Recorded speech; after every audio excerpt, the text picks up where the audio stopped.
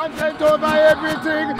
Looking at around just under 10 million, like Christians who identify truly with their faith, not cultural Christians. You say, oh, you mean people who go to church every Sunday? People, no, not necessarily. Well, I mean, I'll be people definition, so I know what you mean. So what I mean by ardent is people who, when they say that they're a Christian, actually mean it. Not someone who just says I'm a Christian, but We're dead out today, man. I think I had a phone call.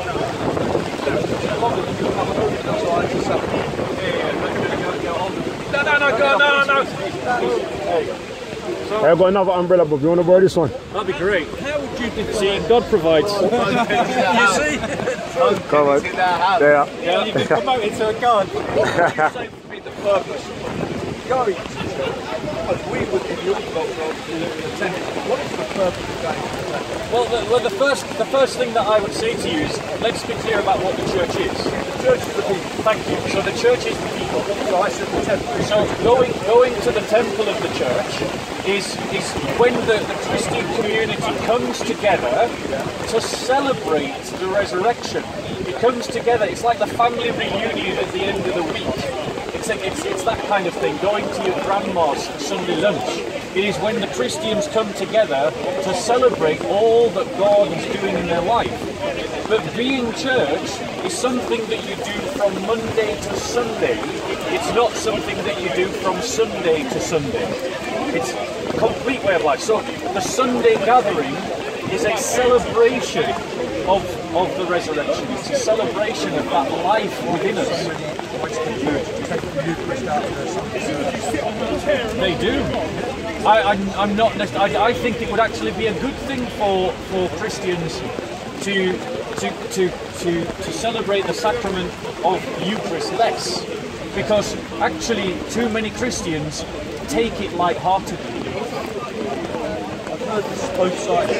When you go to take the Eucharist, there's a prayer being said to be forgiven and each of that sins to take the word.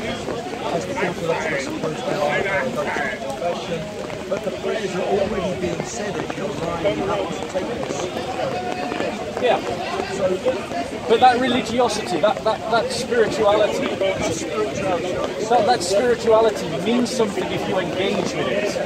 But what I'm saying is, how deeply are Christians engaging with it? If you're saying it, you can hear it. Something's going to come. Something's going to affect you. You understand what I mean by sacramentalized, not catechized? Yeah? So what I mean by that is Christians who observe the sacraments but have no understanding of the significance of them. And that is a problem within the Catholic churches. There is a reason why you don't see Catholics evangelizing at Speaker's Corner. There is a reason why you don't see Catholics evangelizing. It's because they have become timid, because their spirituality is all about ritual devotions and Sunday observance. What's the money by their priests? Which is stupid, because they can. So don't you see, we must not look at our own community and think that our own community can't reform. Now, that doesn't mean that I'm saying become a reformist Christian, but I'm saying that you must practice siempre reformandis, continuous reform, which means that when something isn't working, you change it. And what is not working at this moment in time is restricting our faith to simply ritualistic devotion and Sunday observance. The Christian faith has got to be political, it's got to be cultural, it's got to be social, it's got to be economic, it has to impact wider society. We have to have a sense of solidarity amongst our own community and amongst our own people, so that we stand up for one another as brothers and sisters like we're called to. So that when Christians are being persecuted abroad, we stand up for them. When Christians are being discriminated against here, we stand up for them. And we draw people in. We have to have a community that is strong enough to absorb other people. I'll give you an example. The Celtic saints, when they evangelised the Anglo-Saxon people, what they used to do was to build a church that had entry points from different directions with a giant cross in the middle. They had a sense of their own identity that was sufficiently strong that it would not change to suit wider society, but was also open enough that other people could come and experience it. And what we don't have in our society today is a muscular faith. We have a wimp's version of Christianity for pussies and for cowards. And that is not a faith that anyone will take seriously. Until we take our own faith so seriously that we're willing to fight for it, die for it, and give our lives in the service of it, no one around us will take it seriously.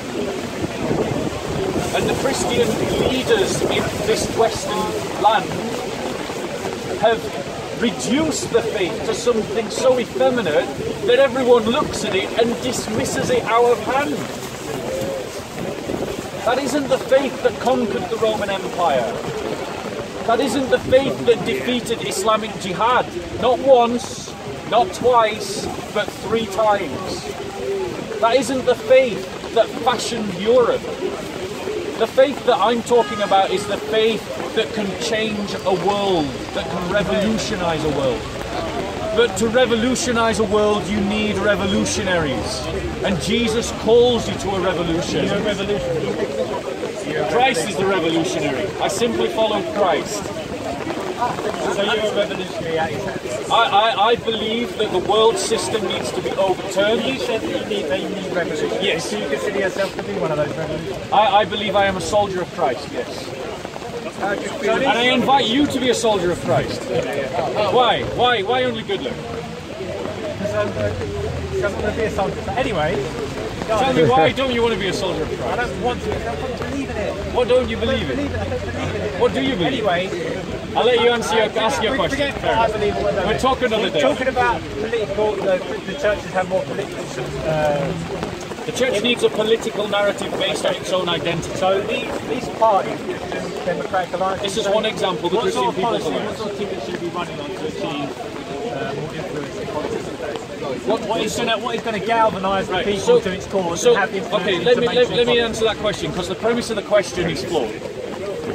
A Christian political party should not run on a ticket that is acceptable to wider society. How's it going to have influence? It should run on a ticket that is Christian, and Christians... Okay, but it Can I finish? It does actually have Can to I have finish? influence. And Can what I finish? influence should that be? Can I finish? With your Christian Can I finish? marriage? So, it needs to run on a ticket that is Christian, and Christians need to rally to that political party.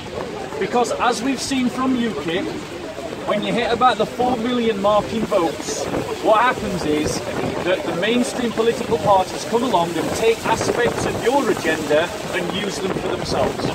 So, what ticket is it going to run on to achieve these 4 million votes? What is going to galvanise to achieve these 4 million votes and have actual impact on just politics? needs Christians to become politically alive. Should be saying we're Christians, we stand for Christians. No, you're misunderstanding what I'm saying. Christians need to become politically alive to impacting society along Christian So simply based on a Christian identity. A Christian identity, Christian politics. So let me give you an example of what that would look like. A Christian political narrative is pro-life. It doesn't believe in abortion, a euthanasia, or any other thing that denigrates the sanctity of human life. A Christian political narrative is pro-family. Family is a man, a woman, and their children and their bloodlines going up and down. And also adoption within families. A Christian political narrative has the idea of helping the poor and those who are poorest in society, the widow, the orphan, those who, for whatever reason, are economically excluded and disadvantaged. I understand on those principles. I agree if that's your values, they should be your values. But a pro-life agenda is not likely to resonate with the wider public. A pro-family one might. Do you consider that it should be finaged a little bit? We'll not mention abortion as much, and we'll talk about the family. Disagree completely. But you're not going to Muscular. No, you don't understand how politics works.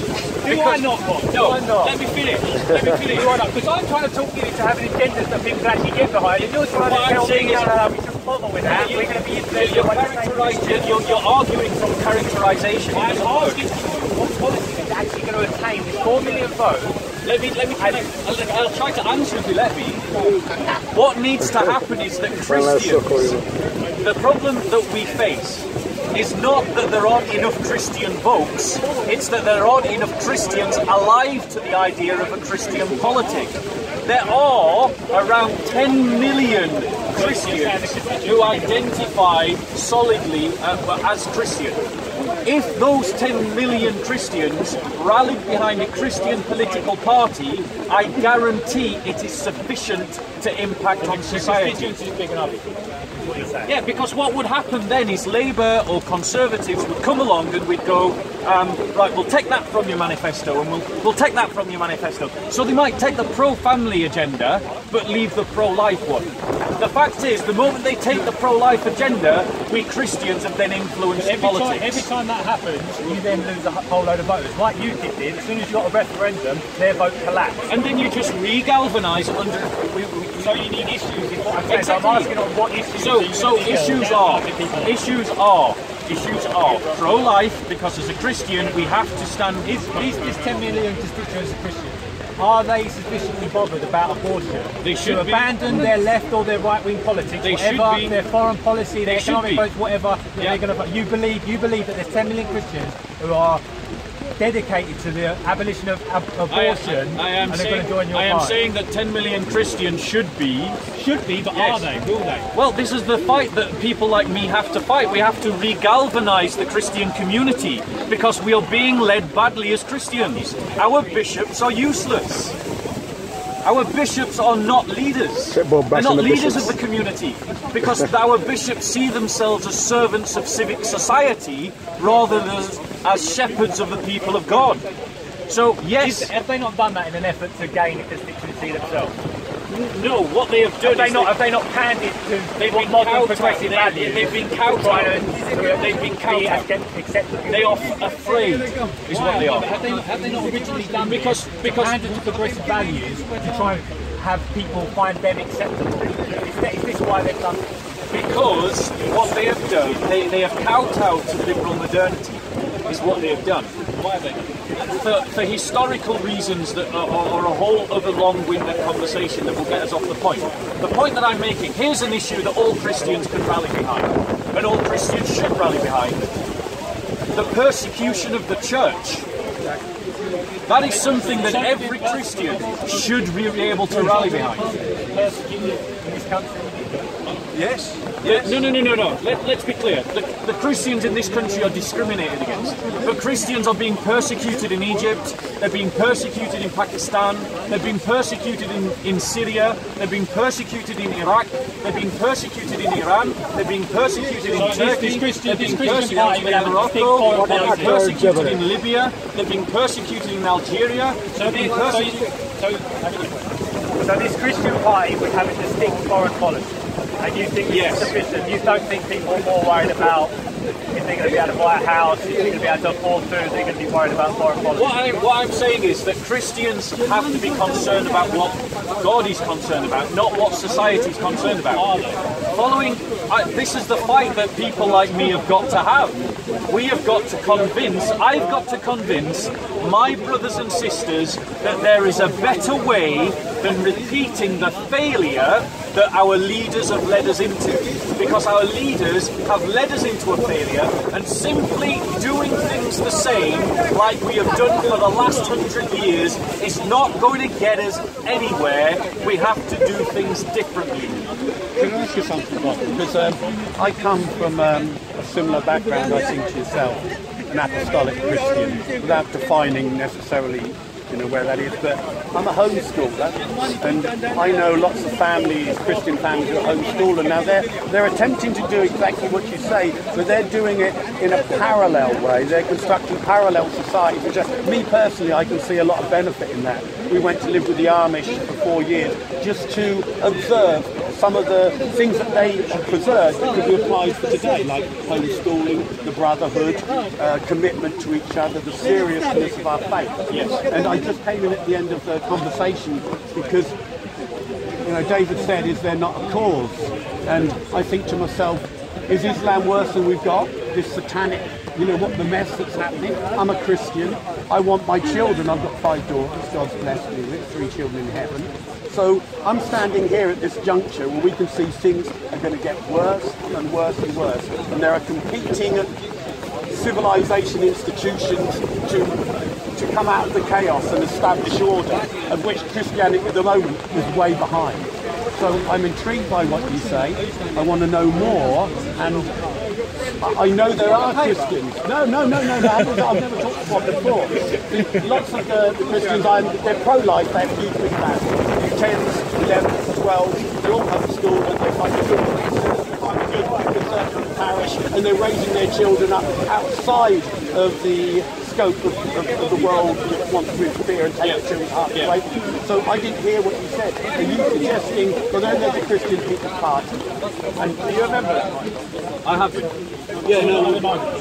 Christians that join this political party which you are not currently a member of. Because I'm speaking up for it. I'm a supporter of it. You don't have to be part of it.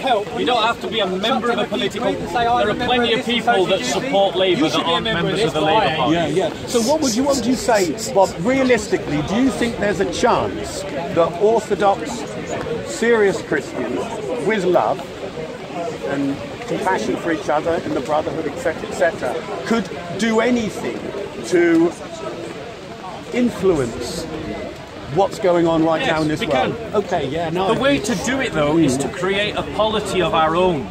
Agreed. And the one that influences the economy. One, because economy is the driving factor. Because our society worships a god of mammon, it always follows the money. Yeah. So if you, one second. So if distributism. if you create an unobservable consumer.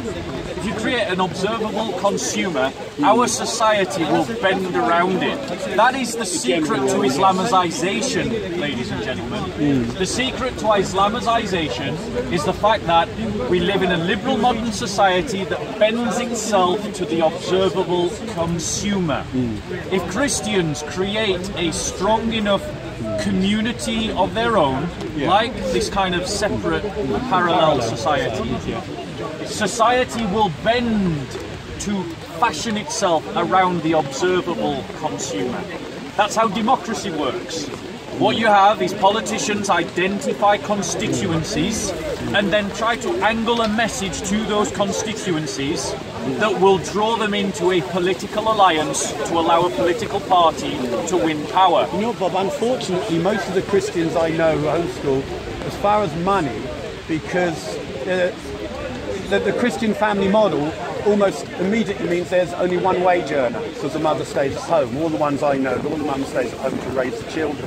So as far as them having economic clout, they take this other route, which is to say, you know what, we're going to now start to interact with each other, network with each other, because at the end of the day, when Jesus comes, he's going to say, is there any faith left on earth? And for us, this group that I know, and lots of groups, so they say that's our job, is to pass on the faith. Passing on the faith is more important than anything else. So you'll if you go to Ireland, the west of Ireland, you'll see lots and lots of little groups, good Orthodox priests who are shepherds, who actually give pastoral care to the community, the homeschooling, home business, and there's a bit, I think the evangelicals had it in America, and it's now starting to, the Catholics are starting to cotton on and say, you know what, home business, homeschool, all of these things. Can I just get a time check? What time are we on? Time, please. Because I got to go. 3 o'clock. 3 o'clock. So I'm going to have to make this my final point, and then as normal I've got to go. As Christians, we have to abandon liberalism. Liberalism is the death of the West. But if the church, wherever the church has embraced liberalism, it's also been the death of the church. And we see that in the death of liberal churches. As churches liberalise, they die. We have to abandon any feminized spirituality that has no muscles, no balls, and no backbone. We've got to have a faith that can confront, that can stand up for itself, and can defend its own, what it believes, its own community, its own property, its own land. And then, in terms of impacting society, we have to have such a brotherhood that people are drawn to it. And that isn't just being a brotherhood that's lovey and hippie and we're all nice friends. It is a community that people take seriously because they know it's a serious community. And this is what we've got to rediscover. Christianity had all these things at one time. The brotherhood commitment, the commitment that transcends even liking you. It means I trust you and I will, So it is about, and there are models like what you're talking about. But those models, whilst being parallel, must constantly be raiding the surrounding society, 100%. Constantly evangelizing, constantly offering the alternative, constantly posturing something better. Can I say something? One second. Constantly struggling to its own advantage in all things. The Amish did that. They bought themselves as a community. They bought themselves a garage. They didn't sell alcohol or pornographic magazines. Everyone said it was going to fail. But what they did, they bring the young people working there. They evangelise, but they've met the world in a bulge, in a pocket. Yes. And from that pocket, they can then start to influence the people that come into them. So because they're all homeschooling as well, they don't send their children out to the wolves. They homeschool, but they meet, interact, and from this bulge, this redoubt, they can do a lot of good. That's what the early monastic communities did. It's exactly That's exactly what the early monastic lay monasticism, effectively, is what it is. And this is what we've got to rediscover, is that sense of creating small communities that impact the wider society. Redoubts, the communal life. Yes. And the reality is that if we do struggle to our own advantage, it is a blessing to the world. Because as Christianity influences society, it becomes more merciful, more compassionate. Families become stronger. There is less avenues towards giving yourself over to addictions, giving yourself over to distractions and to sin and so on. Brother, I've really got to go, so you're going to have to make a question very quick. Have you heard of Plato's honourable lie? Plato's horrible lie. Honourable lie. Honourable lie. No, it's been on. No. I'm going to debate you next time I'm at Speaker's Corner. What's your perspective? Where are you coming from? We'll talk about it. Okay, we'll talk about That's it next week. Only on content on everything. Hey, the best channel. Say the best channel. So guys, I'm going to have to go. So thank you so much for listening, engaging, talking. Have a wonderful rainy day. Yeah, and stay strong. Yes, I greet you all in the name of our Lord Jesus Christ. Amen. Cool. There you go, content. You know the last talk that we did, bro? Yeah. Are we alright to now put that? Content over everything from your humanity. Man, say it straight. Man, don't listen to BBC. Man, don't listen to ITV. From what I understood, they castrated the men and they enslaved the women and raped them and married them. Is this in the Arab states, right? Yeah. Now, that's a false myth. That's a false myth. It's a false myth. The slaves were already castrated before they actually bought them. And No, I'm talking about war. You captured people in war. Oh, I don't know about Arab war. I couldn't tell you about Arabian war. I can tell you about African war. Well, that's the point I'm interested in. Well, the thing is, I don't understand how they would castrate the supposed war captives and then allow them